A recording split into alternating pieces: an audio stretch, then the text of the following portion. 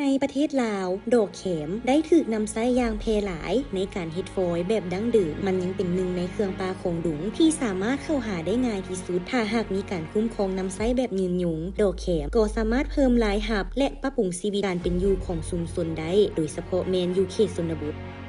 หน้าที่รับผิดชอบหลักก็แม่นว่าเรื่องปรับปรุงชีวิตการเป็นอยู่ของชุมชนที่ติดพันการอนุรักษ์ป่าไม้นับตั้งแต่ปี 2006 เป็นต้นมา องค์การ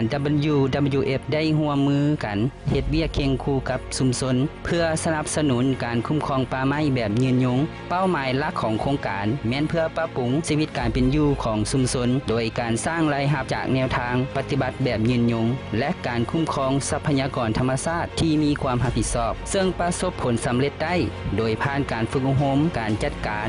เก็บรักษาดอกแข็มภายหลังการเก็บเกี่ยวการทักฟอยดอกแข็มการสร้างการเชื่อมโยงทางธุรกิจและการตลาดเพื่อเพิ่มรายรับของชาวบ้าน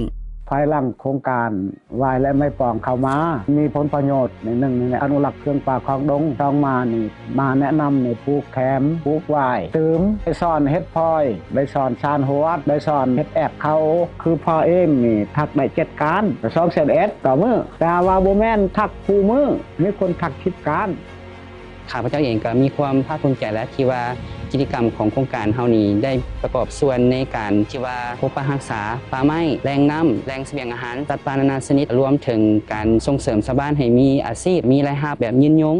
ในระยะ20 ปีที่ผ่านมาการร่วมมือกันระหว่าง WWF และชุมชนท้องถิ่นในลาวในการขับเคลื่อนการเปลี่ยนแปลงบาดนี้มาร่วมกับพวกเขาก้าวสู่บาดก้าวใหม่เพื่อพวกเขาจะสามารถสืบต่อเฮ็ดเวียกร่วมกับชุมชนเพื่อส่งเสริมการคุ้มครองการจัดสรรป่าให้มีความยืนยงเพื่อปกปักรักษาธรรมชาติเคียงคู่กับการดำรงชีวิตของชุมชนร่วมเป็นส่วนหนึ่งกับพวกเขาในการสนับสนุนชุมชนเพื่อปกปักรักษาธรรมชาติเคียงคู่ไปกับการดำรงชีวิตของชุมชน